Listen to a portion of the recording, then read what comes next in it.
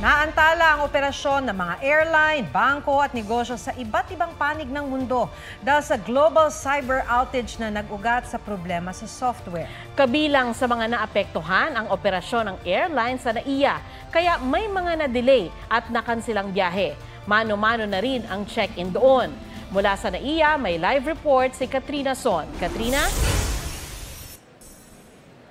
Maki, Sandra, mabigat nga ang daloy ng trapiko papasok dito sa NAIA Terminal 3. Kumpara naman kaninang alas 7 ng gabi ay nabawasan na ang dami ng mga pasahero na nandito ngayon sa paliparan. Kung makikita nyo naman sa aking likuran, hindi na rin ganun kahaba ang mga pila sa mga check-in counters. Gayunpaman, marami pa rin mga pasahero ang nasa loob nitong paliparan. Ang ilan humanap na ng pwesto habang hinihintay ang kani-kanilang mga flight. Delayed at kanseladong flights ang bumungad sa mga pasaherong dumating sa NAIA Terminal 3 kanina. Naipon ang mga tao. Alas 8 ng gabi dapat ang flight ni Najaz pa Bali, Indonesia. Pero alas 6 na ng gabi hindi pa bukas ang check-in counter. Hindi nila alam which gate we are.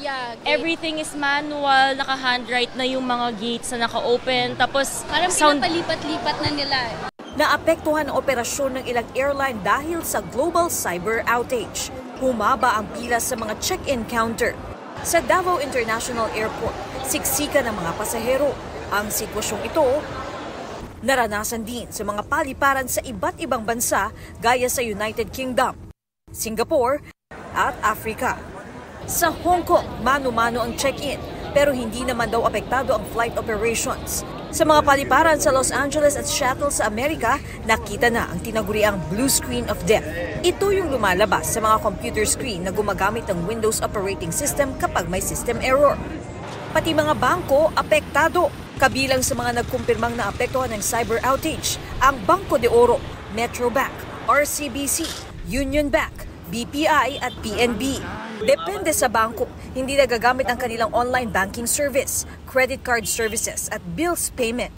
Patuloy pa rin naman daw maa-access ang mga ATM. Ang Bangko Sentral ng Pilipinas patuloy na minomonitor ang sitwasyon. Ilang BSP-supervised financial institutions ang nakaranas ng disruption at inaayos na nila ito. May ilan namang naibalik na ang naapektuhang sistema. Hindi naman daw naapektuhan ang real-time gross settlement system nila para sa money transfer. Apektado rin pati ang ilang establishment tulad ng theme park sa Paris.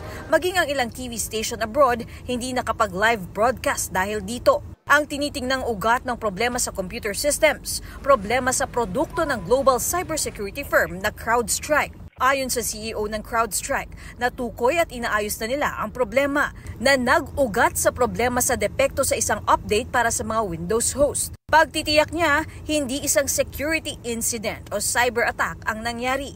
Sa isang pahayag, sinabi ng Microsoft na umaayos na ang kanilang services habang patuloy silang nagpapatupad ng mitigating actions.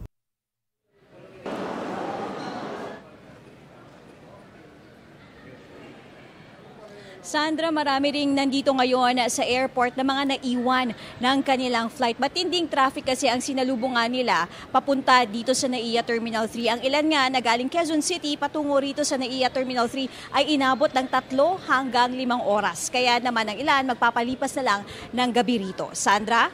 Maraming salamat, Katrina Son. Mga kapuso, alamin ang State of the Nation. Mag-subscribe sa GMA Integrated News sa YouTube. Sa ating mga kapuso abroad, samahan niyo kami sa GMA Pinoy TV at sa www.gmanews.tv.